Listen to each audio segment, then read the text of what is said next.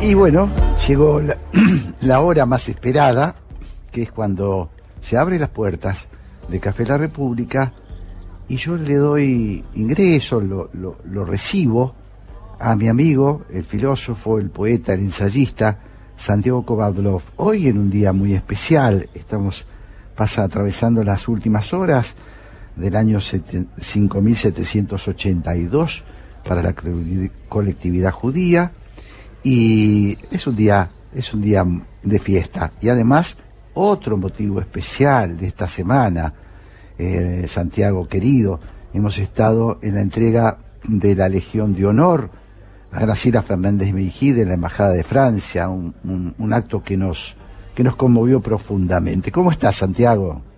Hola, querido Jorge. Shana Tova, como has dicho al inicio del Shana programa, Tova. Que tengamos todos, judíos y no judíos, la posibilidad de volver a celebrar la capacidad de convivencia en paz.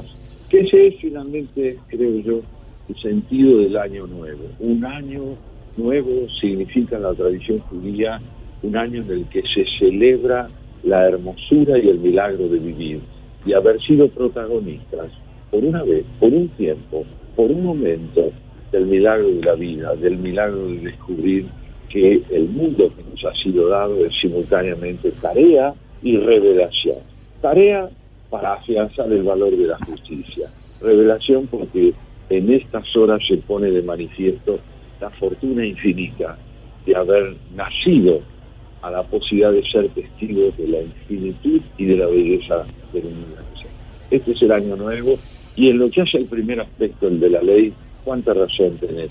Haber estado el jueves pasado en el acto en que la embajada francesa acogió a Graciela Fernández Meijide como destinataria de la Legión de Honor, es haber sido testigos, y eso nos emocionó a los dos hondamente, de un acto de justicia, de un acto de ley, en el cual una persona que de algún modo, con su vida, resume lo mejor de nosotros, tanto en su defensa de los derechos humanos, como en la lucha contra la tentación del odio, en la que muchas veces cae el poder, logró finalmente ser reconocida como lo ha sido ahora, como la persona que resume lo mejor de la Argentina, junto a quienes la precedieron, como Magdalena Ruiz de Jesús, como al juez Estracera, como esas todas personas que han logrado ir más allá de la tragedia personal o del drama personal para convertir el propio dolor en expresión de una tarea social,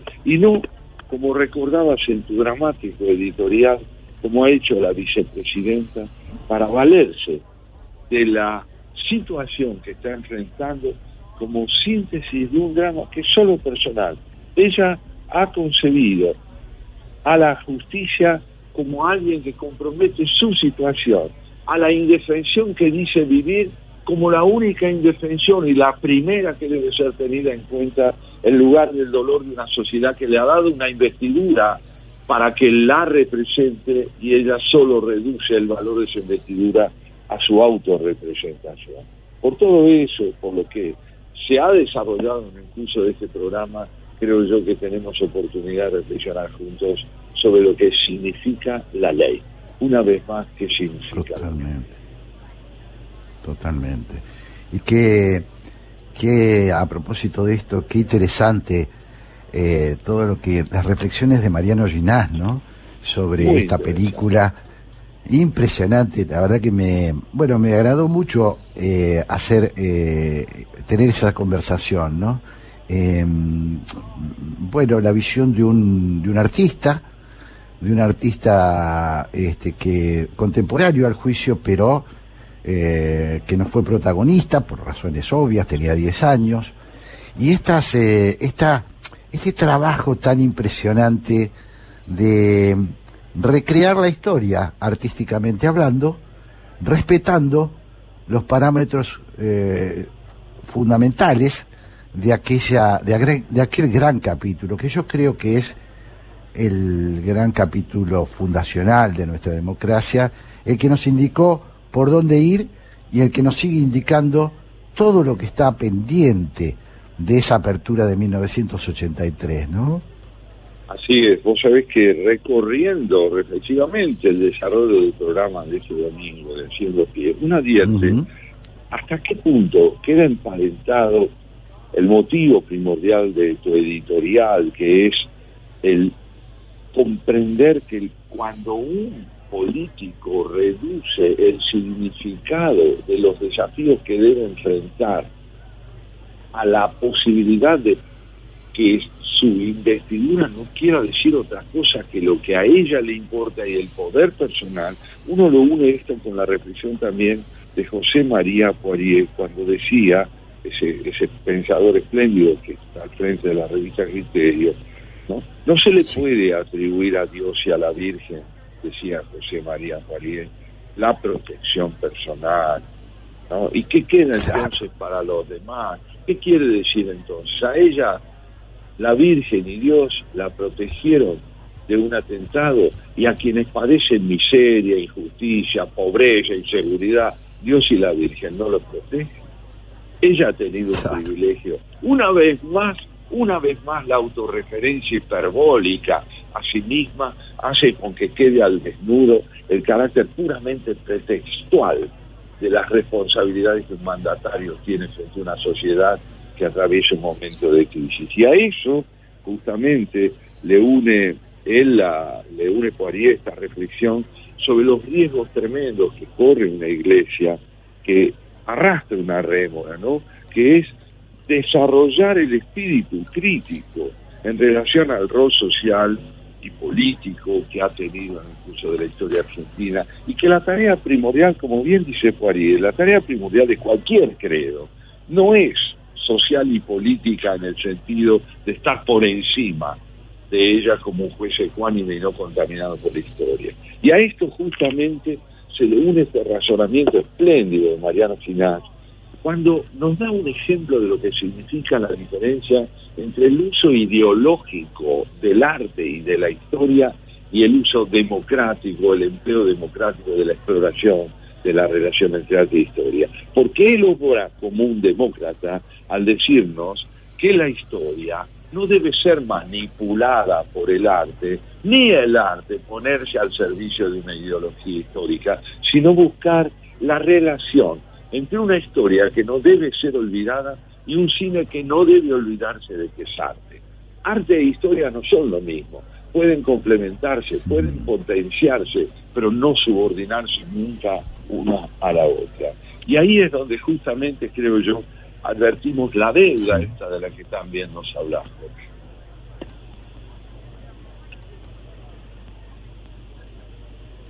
Yo creo que... ¿Me escuchás? Ah, sí. Sí, te escucho ahí perfecto. Ayer te digo, esa deuda de la que vos hablas, los esclarecimientos indispensables que hay que llevar adelante. Por ejemplo, te diría yo, uno acuciante, tremendo, ¿no? Que es la deuda con la educación argentina. Y en ese sentido, en el curso de nuestro diálogo de hoy, yo te propongo que recordemos a una enorme figura del pensamiento educativo en el país, que es Guillermo Jaime Echeverri.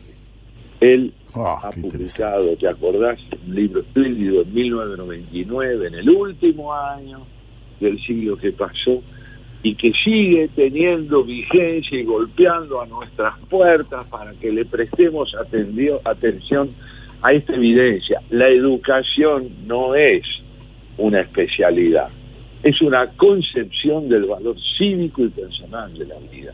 Y al escribir la tragedia educativa de la que hoy vamos a recorrer con vos algunas páginas, si te parece bien, y con los oyentes, vamos a poder advertir que las deudas primordiales del país siguen estando enormemente unidas, porque no están saldadas al atraso brutal que en términos de contemporaneidad padecen los problemas de la Argentina.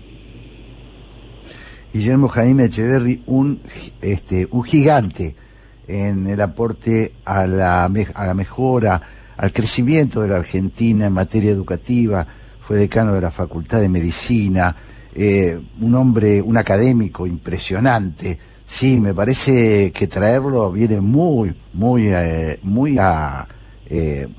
adecuado de todo lo que estábamos conversando. Déjame que te diga que me quedé pensando, Santiago, reflexionando sobre tus consideraciones, y me quedé muy impactado por la conversación con Ginás, por esta idea de aquellas personas que realmente hacen historia, ¿no? Me vino a la cabeza la imagen de Estracera, la imagen de Moreno Campo. Bueno, yo estuve ahí, los vi a ellos actuando en el mejor sentido. Actuando es tener que convencer a la sociedad, como bien lo destacó Mariano Ginás, tener que convencer a la sociedad de que esto había pasado, porque mucha gente no lo creía, creía que se estaba exagerando, que era una cosa maniquea.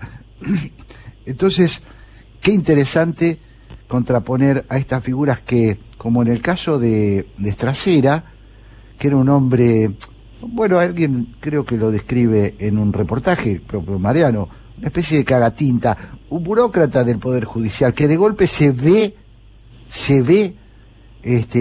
convocado para hacer historia, y se pone en ese lugar a hacer historia. Un hombre común, un hombre que trabajaba en el Poder Judicial, asume la responsabilidad plena. Mirá qué diferencia con quien la historia le ha dado la oportunidad de ocupar la máxima magistratura del país en 2 oportunidades, y en una tercera manejar un gobierno, y nos habla de que se siente indefensa, ¿no? Qué diferencia, claro, hiriente, esa, ¿no? Diferencia abismal que recordar, una continuidad auspiciosa. Decías vos en tu editorial que tenemos algo de que aferrarnos, que hay una justicia independiente en la medida en que hay alguien como la vicepresidenta que reacciona como reacciona ante los cargos que se le han hecho, ante el proceso que se le ha abierto. Y digamos también que el hecho de que la película Argentina 1985 se estrene en este año tiene que ver mucho con la posibilidad de que la justicia vuelva a decirnos, a través del coraje y la convicción de un hombre como el fiscal Luciani, que la justicia insiste en ser independiente, insiste en estar solo sometida a la ley y no al poder, que quiere ser fiel a la Constitución, cueste lo que cueste. De modo que aquel nunca más vuelve a hacerse oír ahora en la voz de quien tiene la responsabilidad de ser ante todo servidor de la Constitución Nacional, de una Constitución que desde el lado de la arbitrariedad del poder solo está para ser cambiada y subordinada a las decisiones políticas. Tal cual. Bueno, me parece que vamos a enganchar espectacularmente lo que venimos conversando con el rol de la educación a partir de los fragmentos que vos traés de la tragedia educativa de Guillermo Jaime Echeverri. Me parece fundamental, porque las dos cosas están profundamente ligadas entre sí. Y ahora vamos a tener oportunidad de darle una vuelta a este asunto tan importante para el país y para el futuro de la Argentina. Si te parece, vamos a escuchar un tema y luego, sí, nos metemos de lleno en Jaime Echeverri. ¿Lo ves bien? Sí, lo hacemos, de acuerdo. Bueno, y acá estamos, Santiago. Aquí estamos para cederle la palabra a nuestro amigo querido Guillermo Jaime Echeverri. Eso. Que es un diccionario, ¿no? Empecemos por decir que esta obra que él propone en el año 99 es la obra no solo de un teórico del campo de la educación, sino que es fundamentalmente la obra de un veterano en el campo de la acción educativa. Como bien recordaba, su papel en la Universidad de Buenos Aires fue decisivo para que él pueda elaborar un diagnóstico que es todo un desafío. Él diariamente, dice Jaime Echeverri, diariamente se dice que vivimos, y sobre todo que hablemos de vivir en la sociedad del conocimiento, que también en la Argentina la educación aparenta ser una prioridad si se considera el discurso público de los dirigentes, pero en verdad la nuestra no es una sociedad que apunta hacia el conocimiento, sino, dice él, para empezar a meditar sus palabras, que apunta contra el conocimiento. Hemos comentado sostiene algunas de las principales características de la sociedad actual que amenazan con convertir a la escuela en un taller de entrenamiento de la fuerza laboral, enseñando lo útil, encomillado, a menudo para evitar que los jóvenes se formulen preguntas más profundas sobre la forma en que vivimos. Un escenario más del mundo centrado en el espectáculo, un laboratorio de las modernas tecnologías de la información. De transitarse todos estos caminos en forma prioritaria, posiblemente la escuela desaparezca tal como la hemos conocido. Precisamente la tragedia educativa reside en que, si resultan exitosos estos intentos reduccionistas, se perderá uno de los escasos ámbitos que le están quedando a la sociedad para ensayar la transmisión del entusiasmo y el respeto por el conocimiento, para desarrollar y fortalecer la razón. La discusión acerca de la escuela se ha ido centrando mucho más en los medios, es decir, en la forma y en las condiciones de la enseñanza que los fines últimos de esta tarea. Por eso resulta imperioso definir para qué está la escuela, cuál es el servicio que ella presta a la sociedad.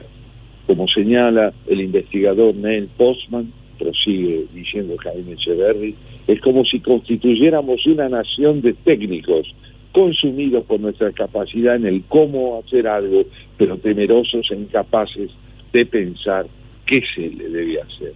Y aquí, porque surge una primera reflexión. Cuando se deja liberada a la determinación ideológica el qué se debe pensar, el qué se debe hacer, la ideología entonces aprovecha inmediatamente el campo para poner el conocimiento al servicio del dogma, al servicio de la subordinación a esa ideología.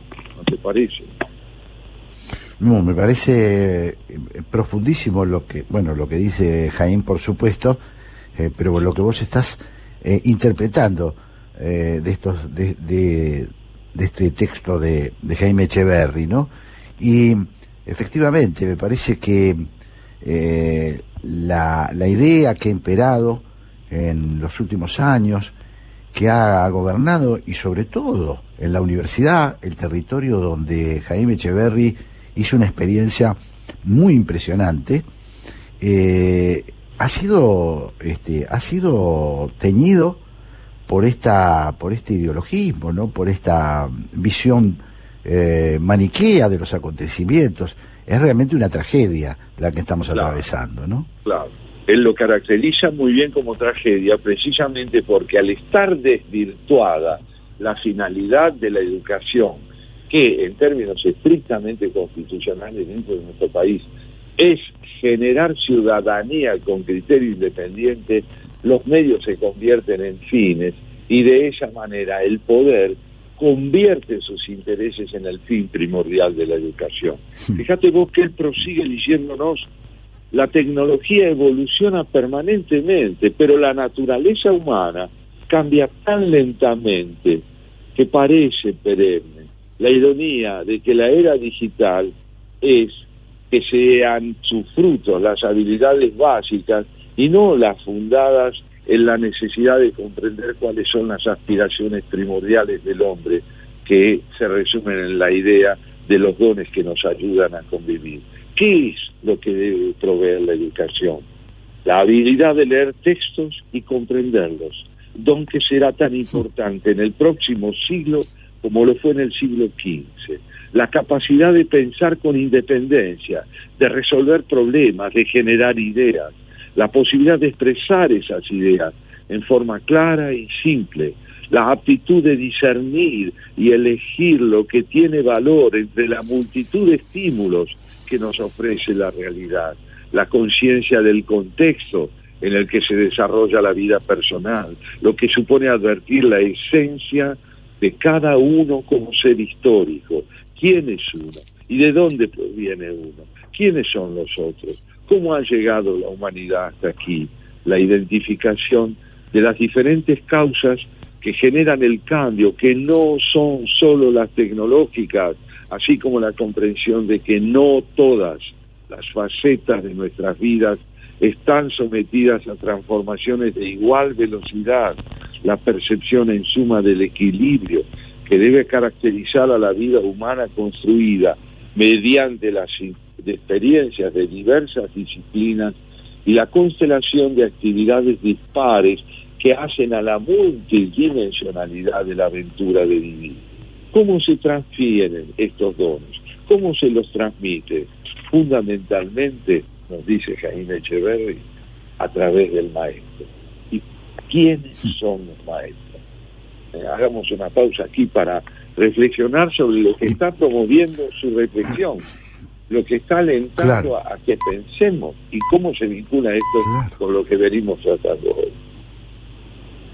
Yo recuerdo, Santiago, que en los años 70 comenzó una batalla muy fuerte, que creo que de alguna manera fue muy dramático, muy letal para la educación, sobre todo para la educación superior, que fue aquella idea de había que terminar con el enciclopedismo.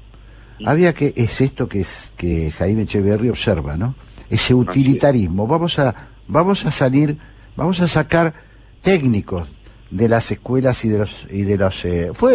fue aquella contaminación de la supuesta liberación de los pueblos, de los obreros que debían tener capacitación inmediata para incorporarse a la producción, y lo que logramos fue hacer añicos buena parte de los grandes pilares de la educación, que los concentra en esto, ¿no?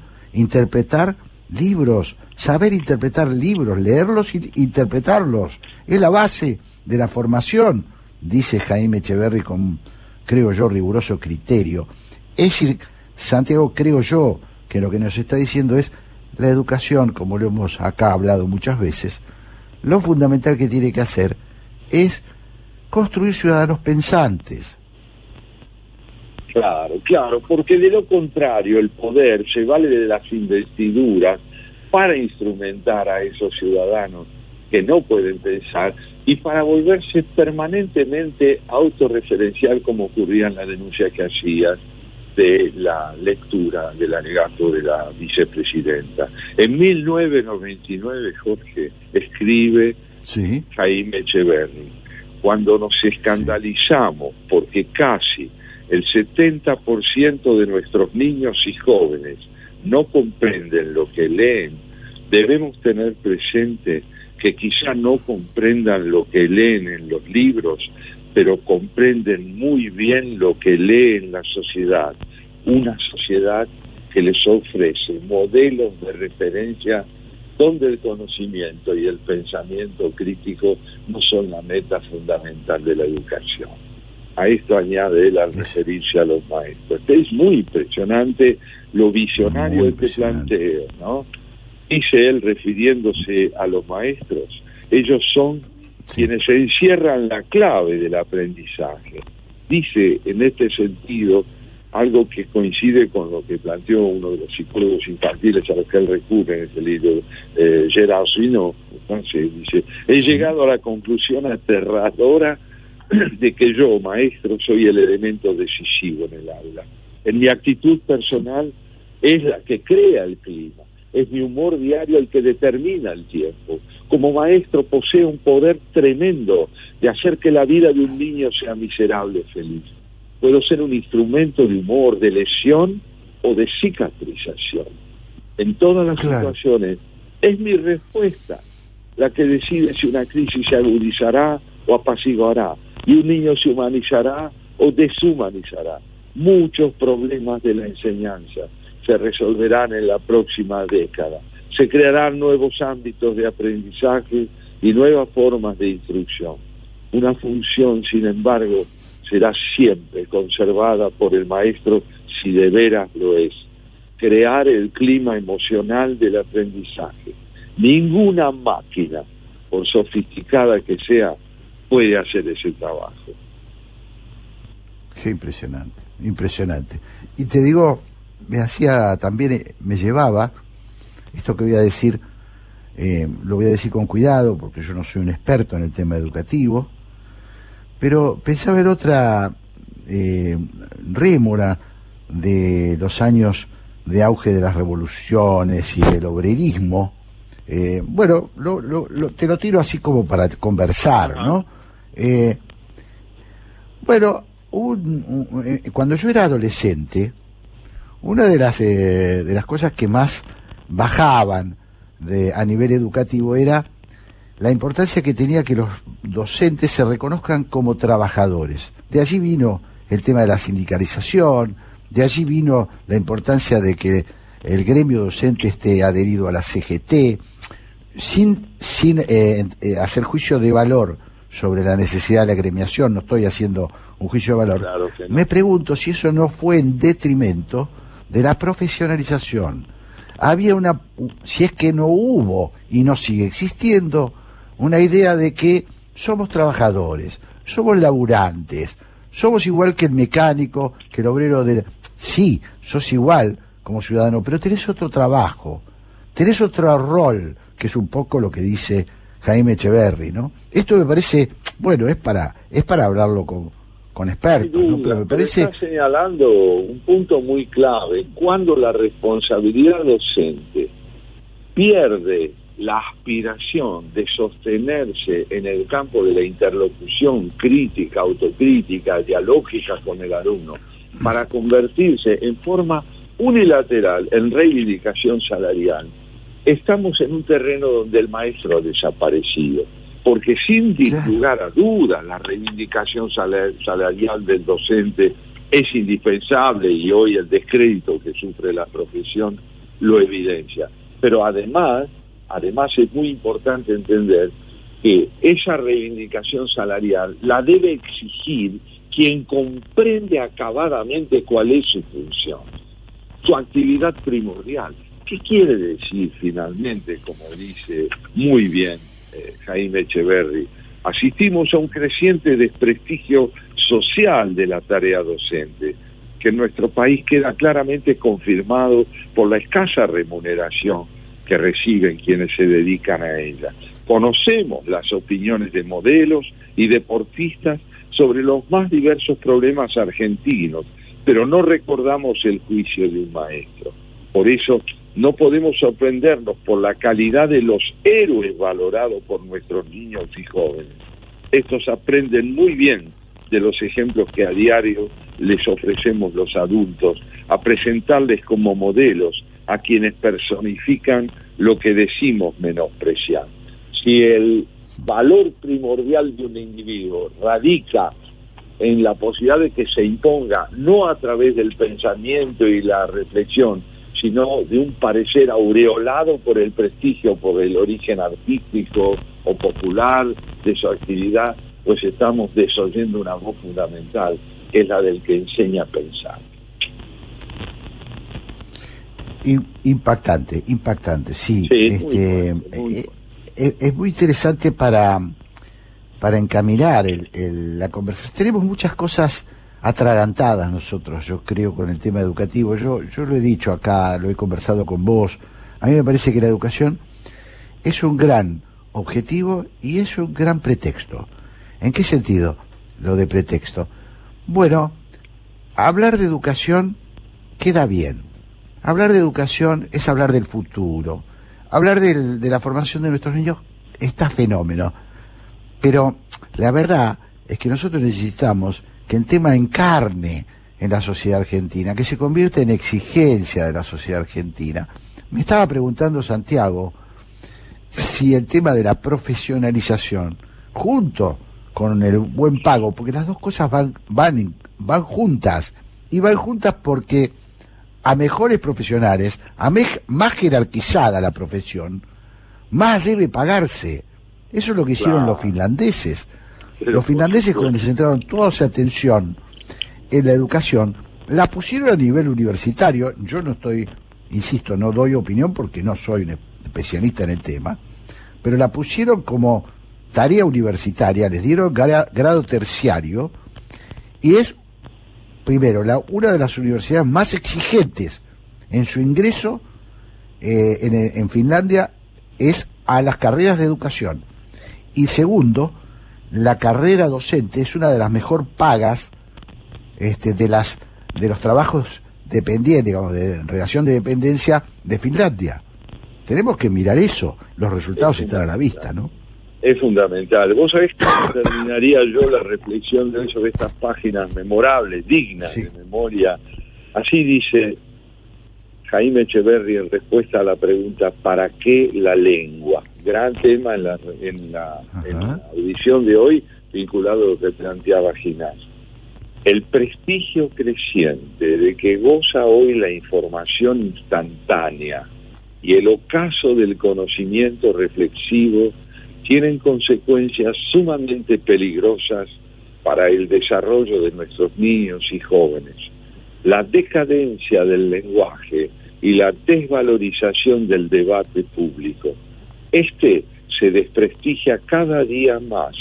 Se nos trata de convencer de que la información lo hace innecesario, que discutimos cuando carecemos de datos, olvidando que pensar es acaso la aventura más riesgosa, incierta y decisiva de la educación.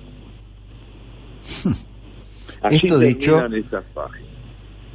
A finales de la década del 90, ¿no? 1999. 1999. Claro. O sea, aquí tenemos la actualidad atroz del pasado. Digo atroz, porque quisiéramos poder responderle a nuestro querido Jaime Echeverry. Bueno, estaba bien que a fines de la última década del siglo pasado te plantearas estos problemas, pero hoy ya los tenemos resueltos. Hoy hemos aprendido del fracaso y sin embargo es el fracaso el que nos sigue aleccionando. Es increíble, increíble, sí. Realmente, y creo que Jaime Echeverry debe estar convencido que desde que escribió ese libro hasta hoy hemos retrocedido. Mirá, totalmente, él está persuadido de eso y por eso autorizó una segunda edición de su libro que amplió con algunos puntos, pero no hay nada más grave para denunciar los desafíos a que está enfrentado Argentina que aquello que recordábamos en una de nuestras audiciones, en uno de nuestros diálogos en el Café de la República. Sí. ¿Qué más quisiera yo, qué más quisiera vos, qué más quisieran nuestros oyentes que poder decir que Alberdi, Juan Bautista Alberdi, es un autor del siglo XIX? Eso desearíamos, pero no. Alberdi es un autor del siglo XXI venidero y nosotros seguimos siendo hombres y mujeres del XIX. Claro. Como Sarmiento, ¿no? Que vos tantas veces lo traes acá, como lo has traído vos muchas veces. No podemos tener pasado. Claro, porque la tarea está pendiente y las cosas se han agravado, ¿no? Es un gran... nos entristece cuando... y además nos desafía cuando analizamos estas cuestiones, ¿no? Es un desafío muy grande el de construir una nación como la Argentina, ¿no? Es un desafío muy grande. Por eso es muy importante, teniendo en cuenta esta última reflexión tuya, que nuestros políticos, aquellos que se ofrecen como alternativa al actual oficialismo, sepan que al escucharlos podemos advertir desde nuestro discernimiento y desde nuestros conflictos si son hombres y mujeres que encarnan el valor de la educación o están atrapados en la retórica de una necesidad incumplida. Los argentinos hemos aprendido a escuchar, y a escuchar cuando la retórica domina en sentido externo el discurso o cuando se expresiona una necesidad. A esto debo yo decir y añadir que tu editorial de hoy no ha hecho más que responder a la necesidad de discernir cuando la palabra está puesta al servicio del encubrimiento de las necesidades sociales, de la instrumentación de las necesidades sociales en favor del discurso personal, o cuando de verdad es representativa de una investidura noble. Ojalá que nuestros políticos empiecen a estar a la altura de estas circunstancias. Hay datos que parecerían indicar que hemos tocado fondo y que la sociedad estaría como estuvo en 1985, primero deslumbrada, primero asombrada, primero incrédula, pero luego asumiendo como propia la misión de esos ciudadanos destacados que ocuparon las altas magistraturas de la Cámara Federal, de la capital federal, y tuvieron el tremendo papel de juzgar las atrocidades que había cometido la dictadura. Ojalá, Santiago, que hoy nuestros políticos empiecen a comprender y que la sociedad acompañe un cambio de época, porque lo necesitamos. Así es, tenemos que ganar contemporaneidad, convertir al país en un país contemporáneo, consciente de sus desafíos y sobre todo para ello capaz de entender cómo puede transformar sus fracasos en una oportunidad más. ¿Te parece? Vamos a un tema y ya recibimos a la Legión de Honor de la República Francesa, realmente, la señora Graciela Fernández Meijide, y a su compañero de audición, Pablo Marmorato. Vamos a un temita, Santiago. ¿Cómo no? Y ahora sí, Santiago, recibimos a la Legión de Honor de la República Francesa, la señora Graciela Fernández Meijide, acompañada de nuestro querido Pablo Marmorato. Hola, ¿cómo les va? Buenos días. Buenos días, no, buenas tardes. Ustedes no han almorzado, yo sí. No hemos almorzado, no. Buenas tardes. Buenas ¿Cómo va? tardes, ¿cómo están La ustedes? ventaja me la da ser comandante, ¿viste? Sí, claro, te sirven primero ahora. Mi comandante. Bueno, no, Graciela, quiero que sepas, ante todo lo hemos dicho a lo largo de nuestro programa de hoy, de la infinita alegría que nos trae el sabernos representados por lo que has hecho, por lo que haces y por lo que este reconocimiento significa para todos nosotros. Algo que no era imprescindible que te lo dieran para saber quién sos, pero es una fiesta saber que se ha reconocido también de este modo quién sos. Y además fue una fiesta habernos encontrado juntos en un lugar, ¿no? En un lugar muy lindo, pero además en un lugar convocados por estas circunstancias. Yo me puse muy contenta de ver a todos ustedes y hay a otras caras que no siempre se ven y que menos se vieron por la pandemia, ¿no? Claro. Sí, Bueno. sí, fue un encuentro hermoso, realmente. Y muy significativo para nosotros, efectivamente. Así Sí. que estamos muy contentos, Graciela. Sí. A la vejez Y hoy, viruela. sí, bueno, bienvenida sea. Sí. Bueno, a vos no te han faltado reconocimientos. No, Este es un reconocimiento muy grande. cierto. Es Sí, la mayor condecoración, recordémosle a los oyentes, que da desde Napoleón el gobierno de Francia. Eso es lo que acaba de recibir Graciela Fernández Meijide. Es un premio muy importante. Sí, sí. sin duda. Y bueno, y además, y justamente porque tus temas no han perdido actualidad, porque tu insistencia en recordar lo pendiente es tan grande, te diría que la audición de hoy aquí en Haciendo Pie ha girado en torno a lo que significa la deuda que tenemos con un pasado que, si no se transforma en fuente de aprendizaje, no puede realmente convertirse en un camino posible para que la Argentina se pueda transformar. Y esta idea es lo que vale la pena ver cómo es meditada siempre por vos, ¿no? Sí, yo creo que nos queda tanto por hacer, que me asusta, pero también nos queda tanto por ver, que nos ayudaría a ver mejor hoy. Me parece a mí, todo lo que tiene que ver con el pasado tan doloroso y demás, como cada cosa después costó tanto reconstruirla cuando se destrozó tanto la institucionalización, cómo costó tanto transcurrirla,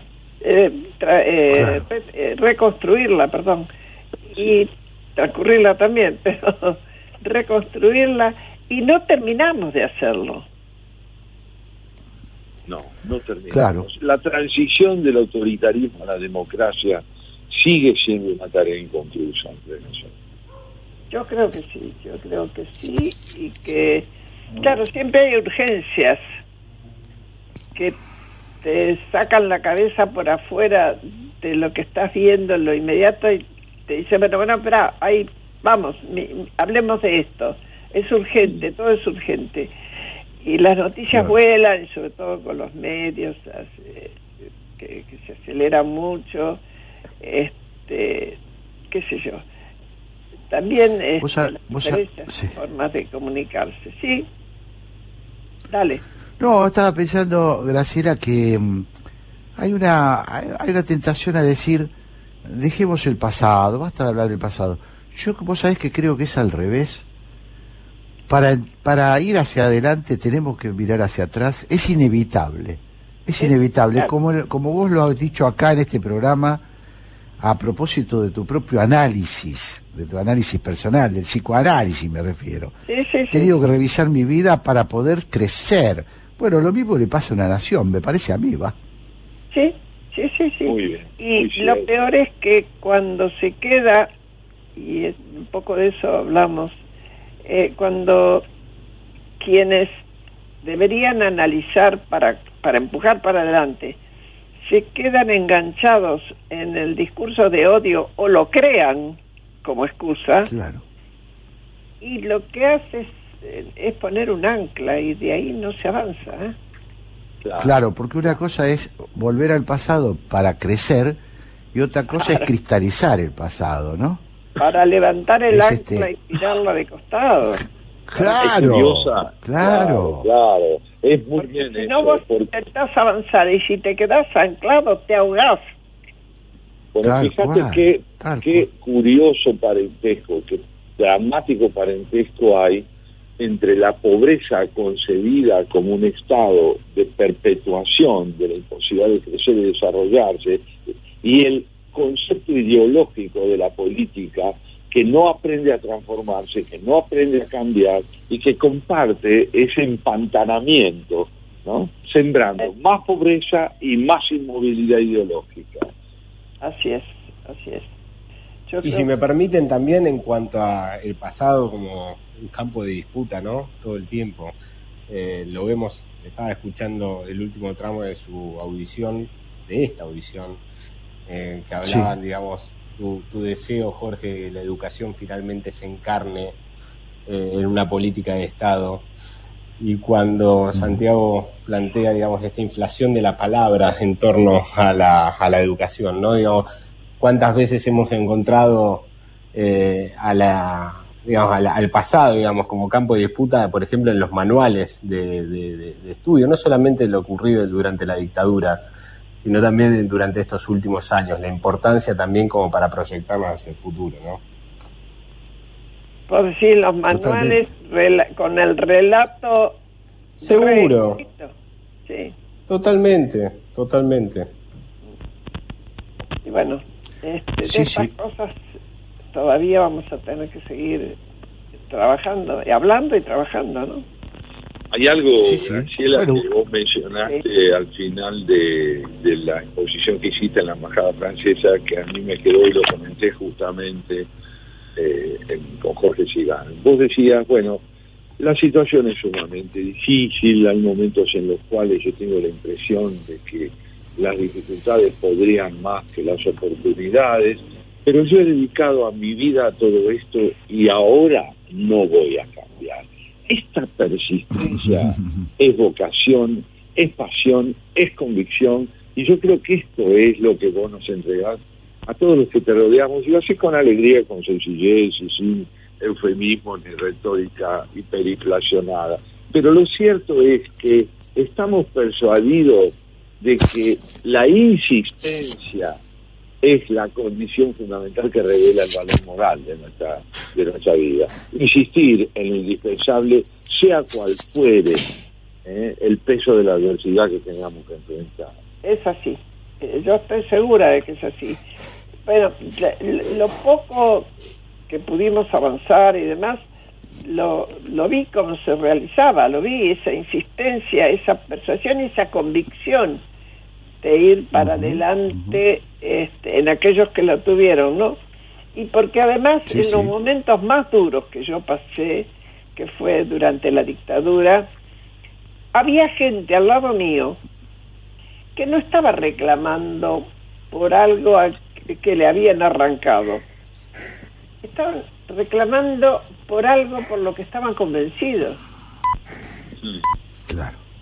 Aquellos que no tenían un hijo, una hija, una familia, alguien, un familiar desaparecido, un amigo, y estaban al lado de lo que pedíamos, y nos daban apoyo y demás, y que debían tener miedo, porque era gente normal, lógica, y uno tiene miedo. Lógico, totalmente.